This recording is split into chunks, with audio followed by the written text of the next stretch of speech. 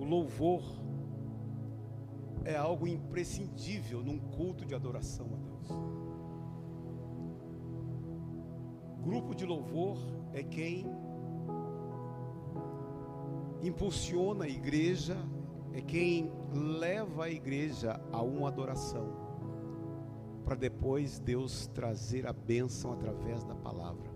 Mas sempre que o povo de Deus se reuniu, sempre tinha primeiro o louvor. E é assim que acontece até os dias de hoje.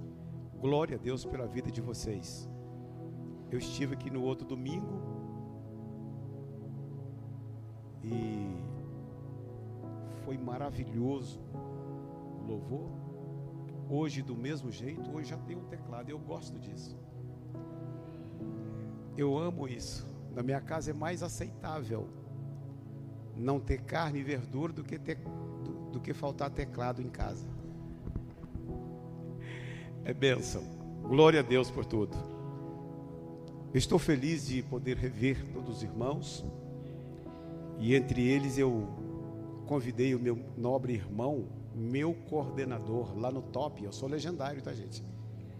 Lá no Top, irmão Éder é coordenador de um setor que eu sirvo. Então eu convidei meu coordenador e ele prontificou a vir.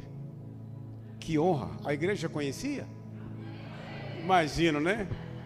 Imagina, é cria da casa, né, irmãos? Glória a Deus.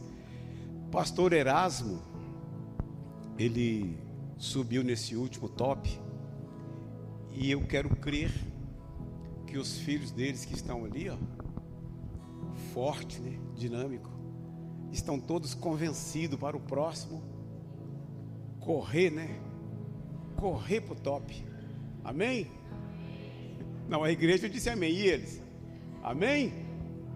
Amém, jovem? Cadê o outro?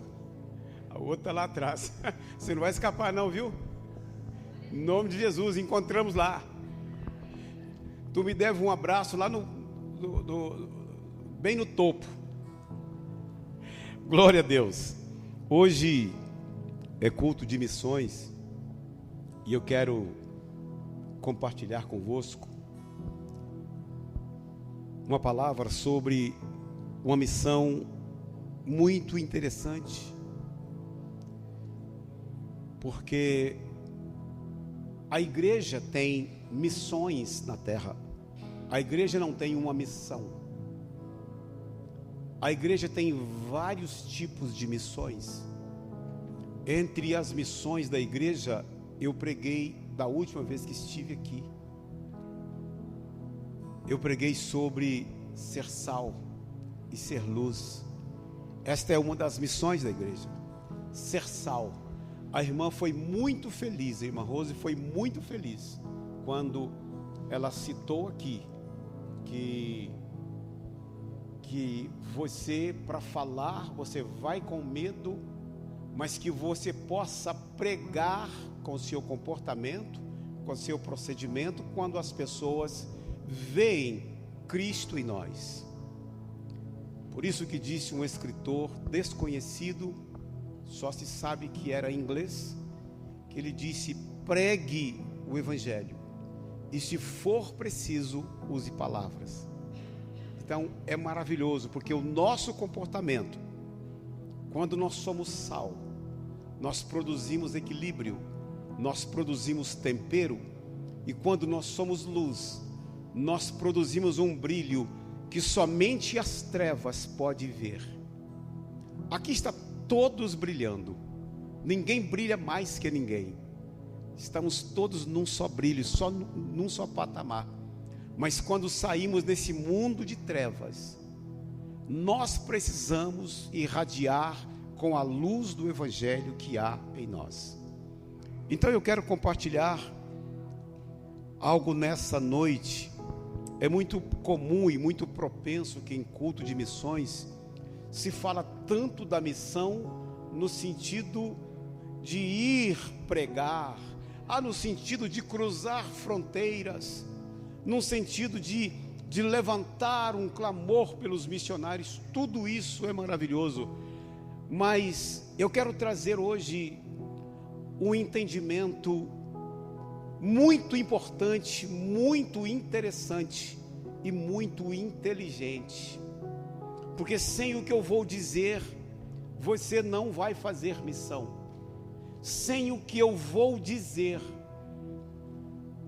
a minha própria salvação poderá ficar em xeque, poderá ficar em alerta. Eu quero falar hoje sobre algo de muito valor. Não é um valor menor do que a salvação. Tem mais ou menos igualdade com o valor da salvação. O que seria? O que de muito valor que nós temos? O que mais valioso nós temos? Tempo. Eu quero falar-lhes hoje um pouco sobre o valor do tempo. A vida passa de forma rotineira, e quando vemos já é domingo, primeiro dia de uma nova semana, e quando vemos já é terça, já é quinta, e de repente já é outro domingo, porque o tempo está disparadamente passando. E o tempo imprime valores que às vezes são procrastinados. O tempo exige uma atenção que às vezes não temos dado. Para embasar minhas palavras, eu quero ler 2 versículos que se encontram em Efésios capítulo 5, versos 15 e 16. Efésios capítulo 5, os versos 15 e 16. Eu quero te convidar a voltar a sua atenção para meditar na palavra que eu quero compartilhar convosco nesta noite. E eu não tenho dúvidas que isto vai ecoar na tua mente, o teu coração vai arder com esta palavra, porque o poder está na palavra, o poder não está em mim. E eu quero falar-lhes uma palavra poderosa. O apóstolo Paulo escreve no capítulo 5 a carta à igreja de Éfeso, e ele diz algo interessante sobre o valor do tempo. Às vezes lemos, é comum de alguém ler este verso para lá e para cá, e de repente não mergulhar nele para entender com mais afinco, com mais propriedade, a compreensão, a revelação que o apóstolo Paulo está aqui trazendo, não só para a igreja de Éfeso, mas para todos nós. A palavra na minha versão, na minha tradução, diz assim: portanto, vede prudentemente como andais, não como nécios, mas como sábios, remindo o tempo, porquanto os dias são maus. Portanto, vede prudentemente como andais, não como nécios. O que é um andar nécio? Você lembra das 10 virgens? As 10 eram virgens. As 10 estavam qualificadas. As 10 estavam classificadas. As 10 eram virgens. As 10 aguardavam o noivo. Porém, 5 delas foram nécias. Então, o que é andar de forma nécia? Andar desapercebido, andar desatento, não se preocupar com a hora em que o noivo vai chegar. Nós somos virgens, nós estamos classificadas. Não se preocupe se fizer uma transliteração para os dias de hoje, eu já sou crente, eu já caminho no Evangelho há 10 anos, há 15 anos, eu sou ofertante, eu sou dizimista, eu canto, eu toco, eu prego, eu faço, eu pastoreio, eu sou diácono, diaconisa, graças a Deus, está tudo certo. Vamos ver. O apóstolo Paulo traz um alerta dizendo: não como nécios, mas como sábios, remindo o tempo. Remir o tempo significa ter o controle do tempo, já que é algo de muito valor e algo mais precioso que nós temos nessa vida, depois da salvação, chama-se tempo. O tempo é precioso, e eu quero chamar a sua atenção sobre esse fator tempo. Quanto tempo temos dedicado a Deus dia a dia? O que temos feito para que mais pessoas sejam salvas? Eu gosto de pregar e ensinando. O meu forte é ajudar a ensinar. Há um preceito humano, tá? É preceito de homem, bem equivocado, bem vazio, muito vago, quando as pessoas dizem: olha, eu não te falo mais, porque salvação é individual. Não é, senhores. Salvação não é individual. Eu não posso ter esse olhar para o propósito da salvação. Eu preciso gerar almas para o Senhor. Tu é ovelha? Amém? Somos ovelhas? Somos ovelhas? Mas somos ovelhas produtivas ou estéril?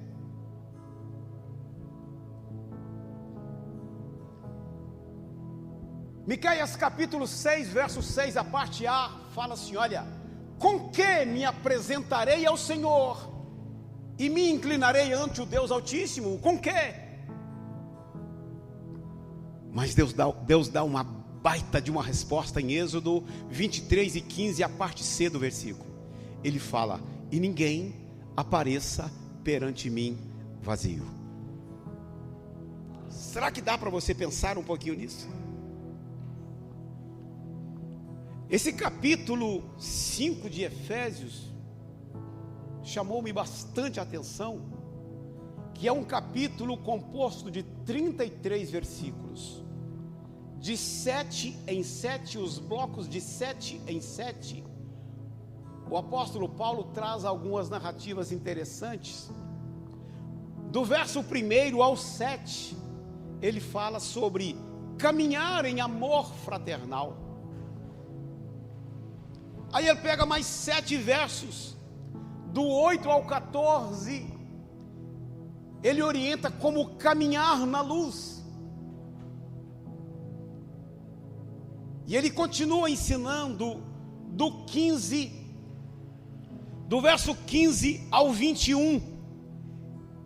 Ele orienta como caminhar em sabedoria. E do 22 ao 33, ele fala em 12 versos sobre caminhar na vida conjugal. Mas em todas essas 4 parâmetros de ensino, de orientação, Paulo está orientando como caminhar. Se a orientação é caminhar, é o contrário de estar parado. Nós não podemos estar parado. A igreja tem missões. Se você faz parte da igreja, se você é um componente desta igreja do Senhor, você tem um dever, o dever de estar caminhando, o dever de estar prosperando, o dever de estar avante, o dever de estar seguindo e não viver uma vida estagnada. Não há nada mais valioso que o tempo, porque o tempo que temos aqui, o tempo que nós temos aqui é para investir na eternidade. Olha aqui para mim com atenção.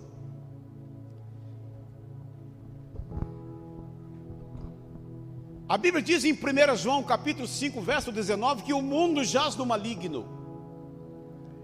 Se a Bíblia diz que o mundo jaz no maligno, eu posso entender que o apóstolo João está orientando que este mundo, que é Satanás que governa este mundo. Essa palavra, o mundo jaz no maligno, vale dizer que o mundo está sob um governo, e este governo é Satanás. Pastor, mas então nós estamos no mundo e ele é o nosso governo? Não. Você e eu somos diferentes. Nós até estamos aqui, mas nós não somos daqui. Nós não pertencemos a este mundo. Nós estamos aqui nos preparativos para voltar para a nossa casa. E a nossa casa, a nossa pátria é o céu. Você não tem nada com este mundo. Você não tem nada com este mundo. Só que este mundo tem os seus padrões, tem os seus ditames. E se agirmos como nécios, desapercebidos, se distrairmos com os ditames deste mundo, que são aprisionadores, a indústria do entretenimento veio lançando algemas em toda a esfera da raça humana. Se agirmos como nécios, indiretamente ou diretamente, nós acabamos sendo algemados pelo sistema mundano. O problema é o sistema, que o sistema te empurra, o sistema nos empurra, o sistema nos oprime. E quando somos levados pelo sistema, facilmente nós temos a nossa visão corrompida, nós temos o nosso foco tirado da realidade que a Bíblia nos chama. Porque esse mundo é pautado no ter e não no ser. E quando focamos muito em ter, nós nos ocupamos demais, nós nos escravizamos demais. Eu quero triplicar as minhas horas extras, porque eu preciso trocar de carro, eu quero mais uma casa, eu preciso fazer isso, eu quero ter aquilo, olha o meu vizinho, olha o que ele fez na casa, eu quero fazer na minha, eu quero fazer melhor na minha, e nós somos levados pelo sistema, e nós vamos perdendo o tempo que é para Deus. Esse processo, esse espaço, nascimento, morte, esse espaço que temos de vida, de existência, ele chama processo. Ele é um processo que acontece. Dependendo do meu agir, do meu comportar, do meu proceder nesse processo, é exatamente esse processo determinante para a vida eterna. O que temos feito dentro deste processo chamado vida? Quanto tempo nós temos dedicado para a eternidade com Deus? Porque a eternidade, ela alcança todo ser humano, ela é para todos. Mas tem a eternidade com e a eternidade sem Deus.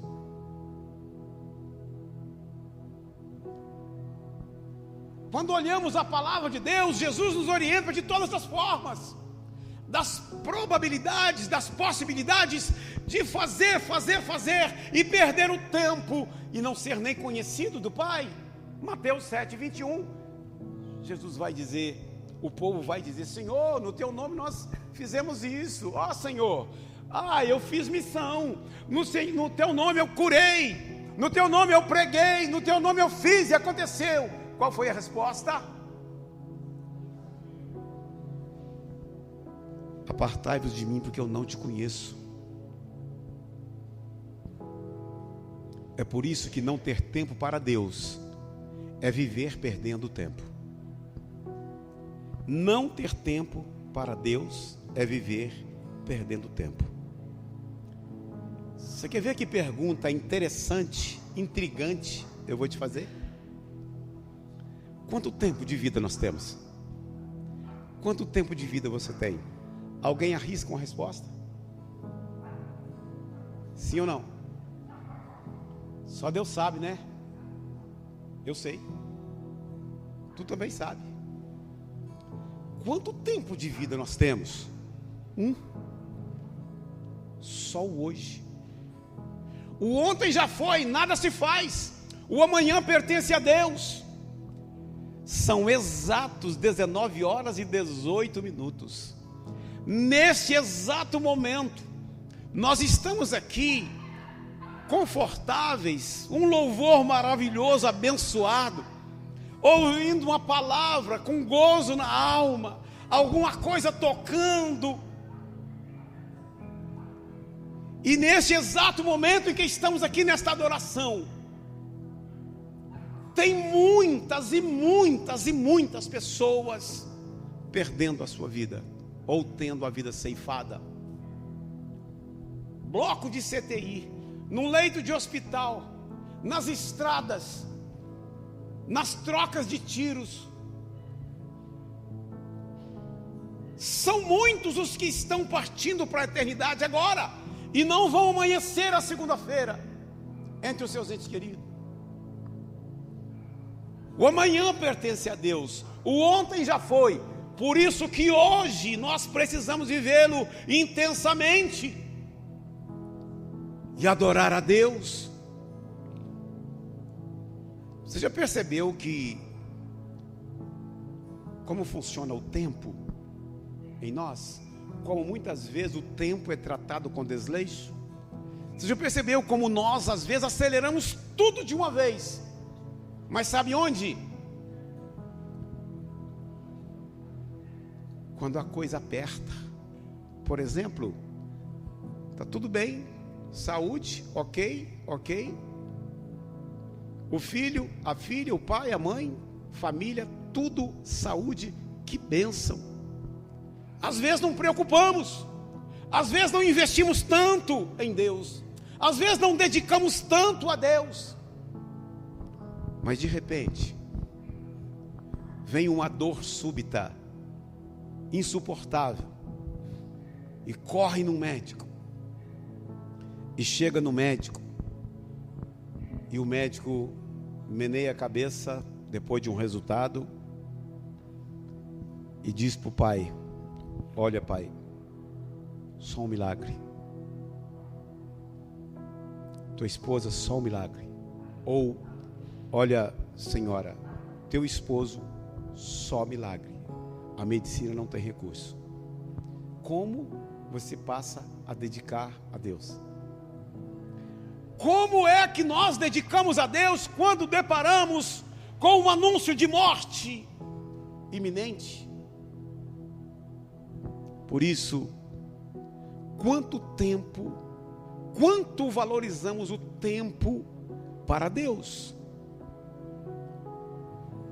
A igreja tem a missão de pregar o Evangelho. Quanto você tem feito isso? Como você tem feito?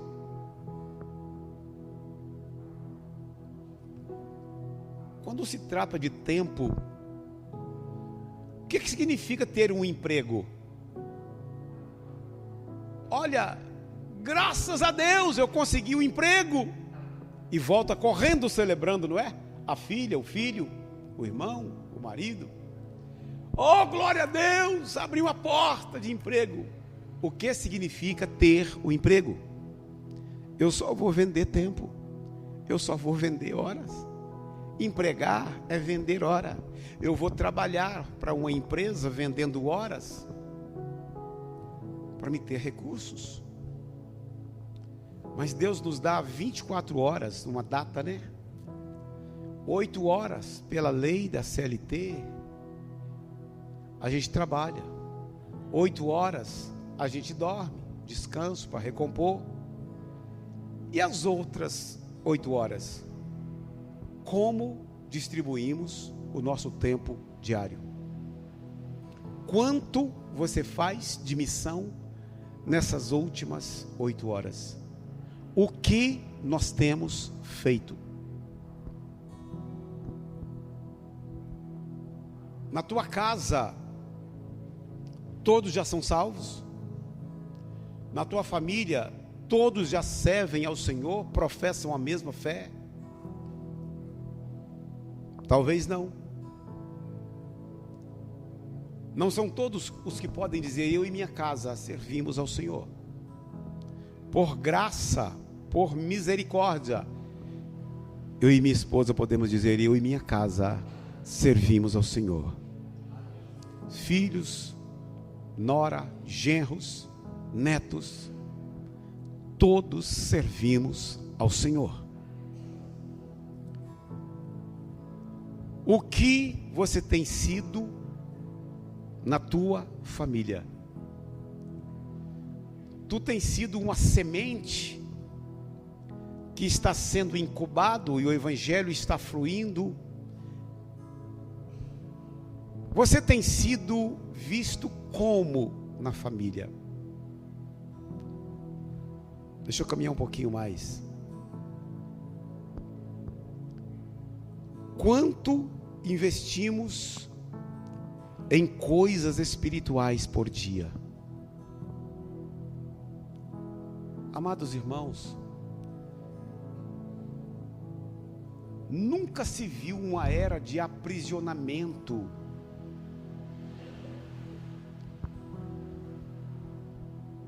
como nos dias de hoje. Estamos vivendo o maior cárcere de toda a era da raça humana. Só que Satanás, o nosso inimigo, ele é astuto. Não é ele que cria, ele é destruidor, ele não cria nada. Deus dá inteligência ao homem, o homem cria algo incrível. Eu tenho o mundo na palma das minhas mãos, eu posso navegar o mundo.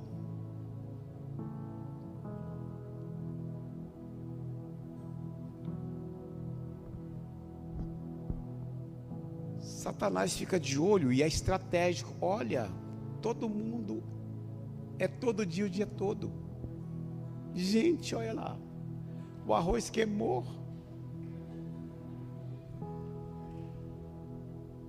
A fumação, ele agarrou, o arroz queimou. Chama atenção, né?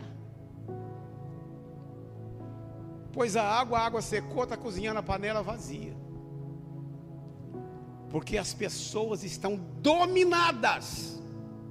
Eu fui levar a minha esposa para fazer uma consulta na Unimed, aquele núcleo do Barreiro, não sei se alguém conhece, eu até nem conhecia lá.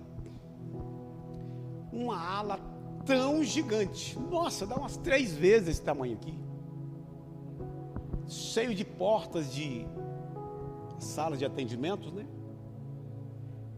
E quanta gente, mas assim, tu olha assim, conta fácil, muito rápido, 40, 50 pessoas. E eu disse para minha esposa: olha o que eu sempre falo, dá uma olhada no povo. Ela: como? Olha o povo que o povo está fazendo. Meus irmãos, parece zumbi, é até estranho. Todo mundo sentado do lado do outro, não tem um bom dia, não tem um nada, todo mundo. Um está vendo uma coisa, parece tão séria, a expressão facial conta tudo, né? O outro parece que viu uma coisa. Então, irmãos, o povo está preso, o povo está algemado. E na eternidade, quanto nós temos investido de tempo naquilo que é duradouro, naquilo que é eterno. Nós precisamos rever conceitos. Oscar Wilde disse, um filósofo, escritor, ele disse: viver é a coisa mais rara que existe. Viver é a coisa mais rara. Porque não são todos que vivem.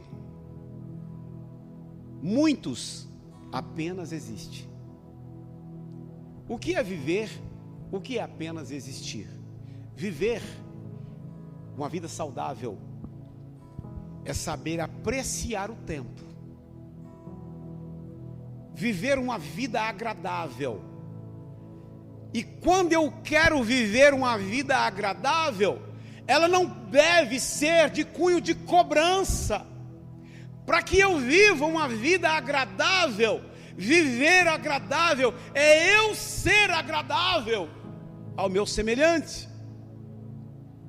Isto é viver, apreciar a vida, contemplar as maravilhas de Deus. Você sabia que Deus todos os dias coloca um espetáculo esperando que você e eu passe e admire, aplauda o espetáculo, e às vezes nem fizemos caso, às vezes não fazemos caso. Você tem o costume, eu não sei que hora que tu levanta para o trabalho, você já viu a diferença quando a escuridão vai sendo dissipada, porque o brilho do sol vem nascendo e vai dissipando, a luz apagando de um lado, o sol nascendo do outro? Tem alguém capaz de gerar um espetáculo mais bonito que esse? Irmãos, aquele banho de sol, tu olha para o sol, e eu digo todos os dias: Deus, obrigado, Pai. Sabe o que nós fazemos? Sabe o que o sistema mundano nos empurra a fazer? A tradição nos empurra a ser como todos. É aniversário do Éder, vamos lá que vai ter churrasco. Por quê? Aí vai celebrar a Deus mais um aniversário. Por que celebramos a Deus só uma vez por ano, no dia do nosso aniversário? Por que nós temos essa coisa de o aniversário que completa um ano? Qual de vocês já viveu o dia de amanhã? O amanhã é um dia novo. Se nós amanhecemos nele, vamos celebrar ao Senhor e dar glória por mais um novo dia. Nós precisamos celebrar ao Senhor cada um novo dia que Ele nos permite amanhecer. Deus está te convidando a assistir e admirar mais um espetáculo amanhã, meu irmão. Oxalá que você amanheça vivo e que você olhe para o céu e admire o sol com o seu esplendor e vai dizer, bem que aqui o pastor Manuel falou: ó Deus, obrigado por esse novo dia. Todos os dias na minha casa não se faz nada antes de um devocional. Entra ano e sai ano. Todos os dias, leitura da palavra e uma oração a Deus, para depois fazer o que precisa ser feito. Sabe, eu aprendi isso já há algum tempo e eu procuro praticar, porque não tem nada mais gratificante. Eu digo: Deus, o Senhor me deu um novo dia. Isso significa uma nova oportunidade. Quando tu amanhece vivo, com saúde, Deus está dizendo para mim e para você assim: olha, tenta de novo. Estou te dando outra oportunidade. Comece de novo. Faça tudo de novo. A chance, a oportunidade que nós temos de adorar a Deus em um novo dia. Nós somos únicos. Nós temos uma só vida. E o que fazemos nesta vida é determinante para a eternidade com Deus. É exatamente o que fazemos aqui que vai determinar a nossa eternidade. Eu disse aqui naquela outra vez que eu voltei, que esta vida, o ser, é um ser tricotômico. Nós somos tricotômicos. Nós somos corpo, alma e espírito.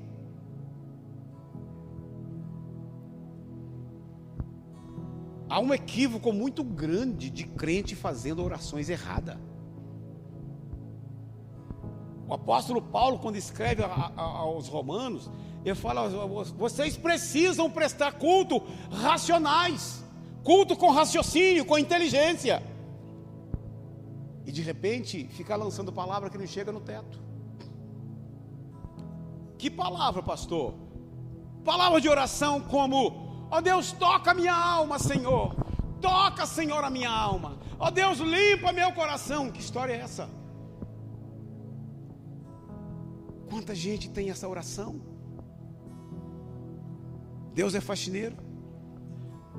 Às vezes um coração cheio de mágoas, um coração cheio de rancores, um coração ingrato, um coração que não louva, um coração trancado. Apocalipse 3:20 continua batendo: eu estou à porta e bato, e se alguém me ouvir e me abrir a porta, eu vou entrar, e eu vou cear com ele e ele comigo. Nem Deus entra no teu coração se tu não abrir o coração para ele. Como é então eu vou orar pedindo: vem limpar meu coração, Senhor?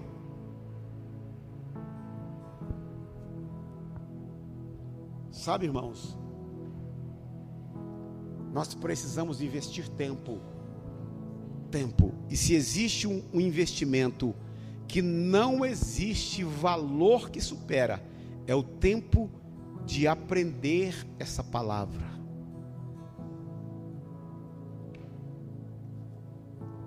Seja racional comigo.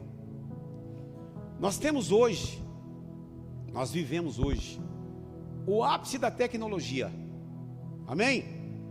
O ápice da ciência. Vivemos o topo da acessibilidade.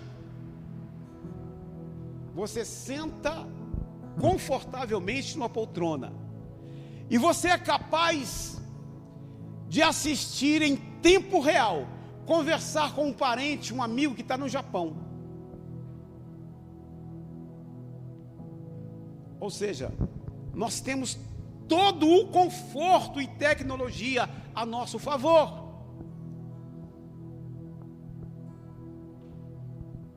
Eu vou te fazer uma pergunta: quanto de Deus tem em você? Ah, pastor, como assim? Quanto de Bíblia tem em você? Quanto você tem de nível de palavra dentro de você? Sabe por quê? O ápice da ciência, da tecnologia, os veículos de informações, nunca vivemos um analfabetismo bíblico tal qual atualmente. Porque o povo não põe tempo, o povo não investe tempo em conhecer a palavra. Não há outra forma, não há outro meio de conhecer Deus a não ser pela palavra. Pastor, eu oro no monte toda sexta-feira, das 6 da manhã, das 6 da tarde às 6 da manhã. Tu não vai conhecer Deus.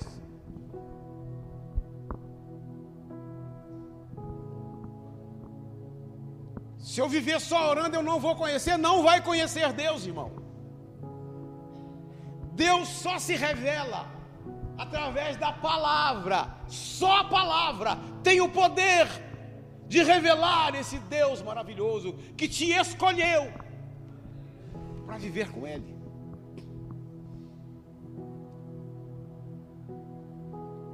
Quem trabalha em empresa e mexe com compras, talvez você tenha contato lá no Canadá, você tem contato na França, você tem contato em São Paulo. Tu faz contato com pessoas, relaciona com pessoas que nunca viu, nunca conhece. Tem muita gente assim com Deus. Eu oro sempre. Ah tá, então eu relaciono com Deus, mas eu não conheço Deus. Somente através da palavra. Oséias 4:6, ele aponta o passado dizendo: o meu povo foi destruído por lhe faltar conhecimento. Muda só de página, capítulo 6, verso 3, ele fala, aponta um futuro, dizendo: conheçamos e prossigamos em conhecer ao Senhor. Vem Jesus no Novo Testamento, capítulo 22 de Mateus, verso 29, e fala: o meu povo está sendo, o indicativo presente, o meu povo está sendo destruído, porque falta conhecimento. Porque quando conhece a palavra, se tu conhece a palavra, tu não engole gato por lebre. Nunca se viu uma era perigosa como estamos vivendo. Vou dizer uma coisa para os irmãos, com muito respeito, com muito temor, com muita responsabilidade. A Bíblia contém 8.000 profecias. Os profetas e tantos apóstolos que profetizaram estão palavras proféticas. Mas o Senhor Jesus disse uma profecia que nós estamos exatamente dentro dela nessa era atual. Jesus, quando falava sobre o anúncio do fim dos tempos, no capítulo 24 de Mateus, quando Mateus registra o capítulo 24, verso 11, Jesus está falando de algo tenebroso e que está acontecendo todos os dias na terra, que está acontecendo todos os dias nas igrejas. Sabe do que diz? Jesus está falando do engano, que muitos têm sido anticristo, estão enganando muitos. Jesus fala do engano, que quando chegasse a era do engano, e o engano, meus amados, olha aqui para mim, o engano não é lá fora não, lá fora o mundo é enganador o tempo todo, o engano é exatamente aqui dentro, o engano está entre os crentes. Eu nunca vi, olha, eu confesso que dias atrás, em um lugar, eu estava, e o pregador chega, o pastor fala, primeiro que já vem com uma pompa de renome, e eu não tenho nem um pouquinho de preocupação com isso, eu tenho o máximo carinho e respeito, mas quando vem pregar, coisa que não combate com a Bíblia, que está fora da palavra, irmãos, eu prefiro ir embora, sem murmurar, mas eu não engulo, eu já estou velho, eu tenho 65 de idade, completo 30 anos de ministério pastoral, não é possível ouvir mensagens de um barulho, de um movimento, e o povo leigo de tudo, levado por um vento, e o povo vai à loucura, irmãos, tem fogo que desce do alto, ele queima por dentro, mas tem fogo que sobe de baixo, ele só queima por fora, e ele é passageiro, ele não arde o coração, ele não arde a alma, ele não toca, ele não flui na alma.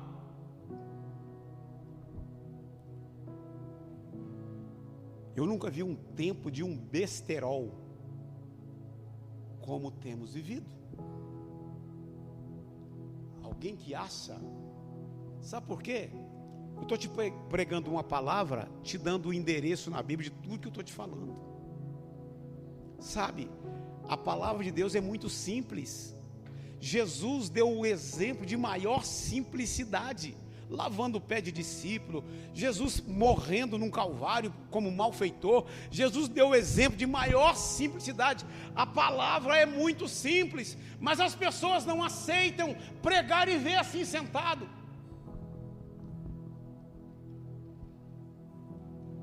Tem alguns que, se não estiver pulando, se não estiver rodopiando para lá e para cá, para ele não serve.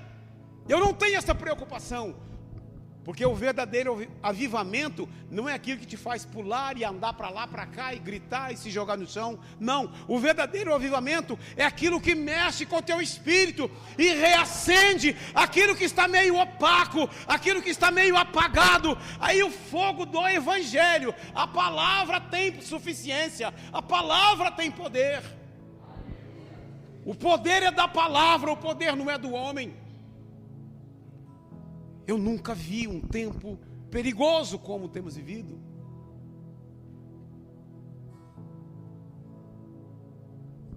Provérbios 16 diz assim: olha, quão melhor é adquirir a sabedoria do que o ouro, e quanto mais excelente é adquirir a prudência do que a prata. Nós precisamos estar firmados em Deus, através da fé. Faz uma conta comigo. Você já viu quando você coloca número em cima, embaixo, e lá embaixo passa uma régua, não é isso? Para ter o resultado? Vamos fazer uma continha?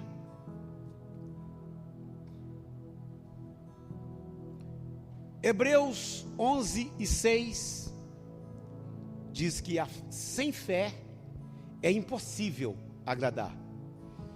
Se o escritor aos Hebreus diz que é impossível agradar a Deus, não existe o plano B.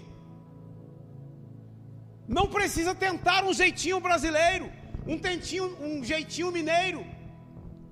Se não for com fé, não vai agradar. A palavra está taxativa, dizendo que é impossível agradar. Sem o quê? Sem fé. Então guarda. Capítulo 11, verso 6. Volta uma página. Capítulo 10, verso 38. Mas o justo viverá O justo viverá. Está apontando para um futuro. O justo viverá da fé. E se ele recuar, minha alma não tem nele prazer. Sem fé é impossível agradar. Então eu preciso ter fé. Capítulo 10, verso 38 diz que o justo vai viver dela. Então se eu não tiver fé e eu for justo, eu vou morrer. Porque o justo viverá da fé. Romanos capítulo 10, verso 17. Vai dizer que a fé vem pelo ouvir. E o quê? E ouvir a palavra. Um parêntese. Por que ouvir duas vezes? A fé vem pelo ouvir, vírgula, e ouvir a palavra. O que Paulo quer dizer com isso? Olha que fantástico. A fé vem pelo ouvir. A fé vem pelo ouvir no sentido de escutar, e ouvir no sentido de atender, de praticar. Não é só escutar. É escutar, mas atender, praticar. Nós não podemos ser os cristãos que vivemos acumulando teorias e nunca praticar. Nós dependemos de colocar em prática aquilo que nós aprendemos. A fé vem pelo ouvir e ouvir a palavra. Agora eu encerro com uma pergunta, e você vai levar essa pergunta para casa, porque eu não tenho resposta. Eu não sei a resposta. Eu não posso me aventurar dizer a resposta. E a pergunta quem fez foi Jesus. Lucas 18:8. O próprio Senhor Jesus pergunta assim: porventura, quando vier o Filho do Homem, achará fé na terra?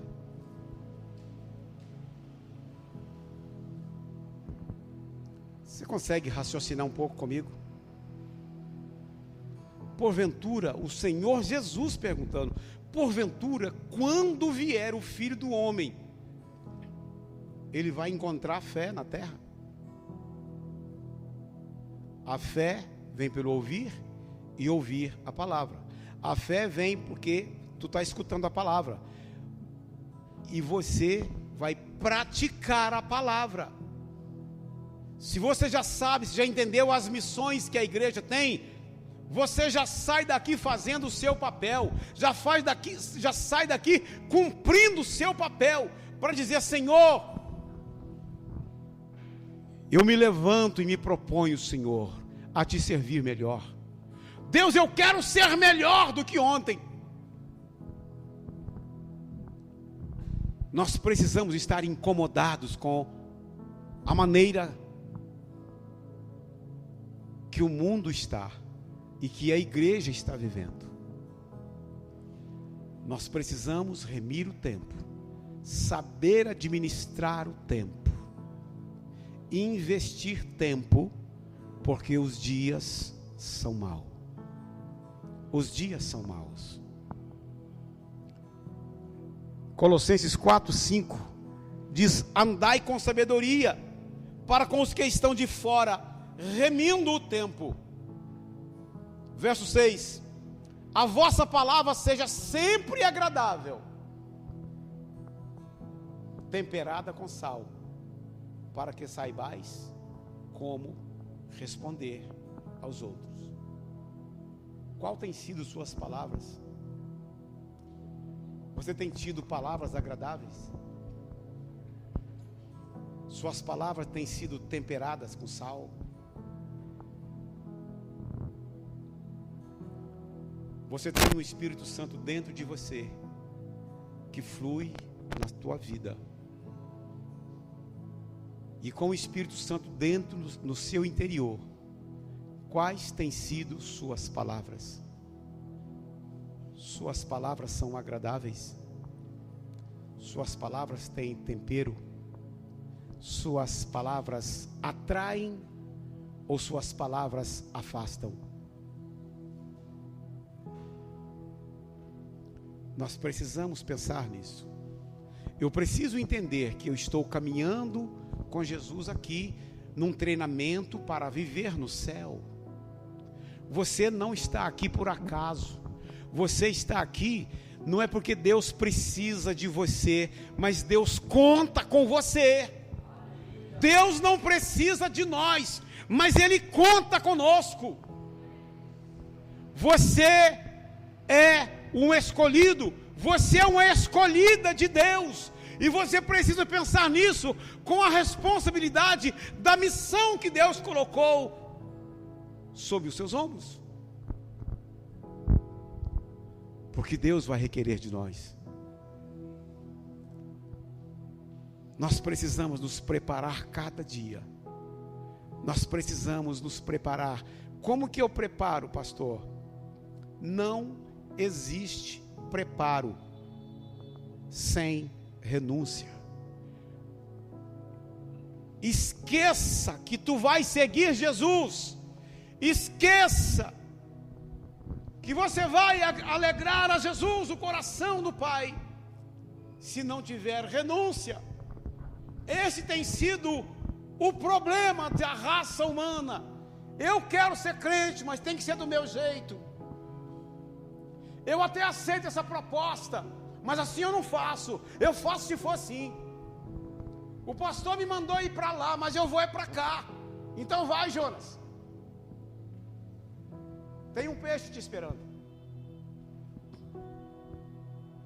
Eu preciso treinar o meu cérebro a renunciar à minha vontade. Eu preciso treinar o meu cérebro a fazer o que eu quero.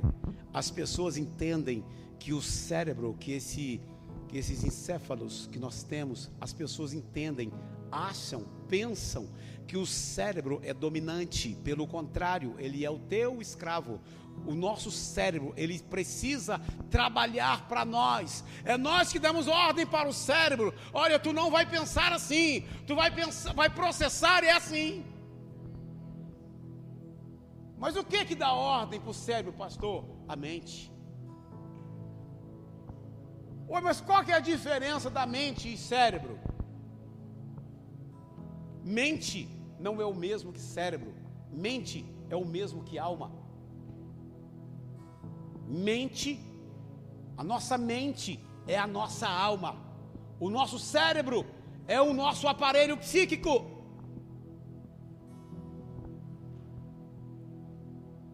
De acordo com o que você pensa, você tem sentimentos. De acordo com que tem sentimentos, tem comportamento. De acordo com que se comporta, você vai ter hábito. De acordo com o hábito, vai criar um estilo de vida. Qual é o seu?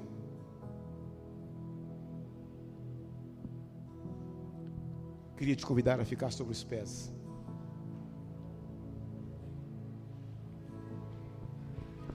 Sabe, às vezes, olha isso aqui para encerrar. Fica em pé, né? Como diz o pastor Euler. Fica em pé para fingir que está acabando. Olha isso aqui. Às vezes nós estamos tão ocupados com tantas coisas, preocupados em fazer tanto, que o tempo passa e nós sempre esquecemos de Deus. Às vezes trazemos para Deus, oferecemos a Deus só migalhas. Ah, não tem jeito, mas deixa eu ler só um versículo rapidinho aqui. Senhor, meu pastor, nada faltará. Olha aqui. Êxodo capítulo 5, o verso 9.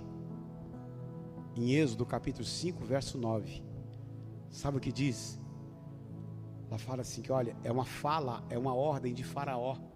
Faraó dá ordem aos seus exatores, ou os seus capitães, os chefes, os encarregados de turma.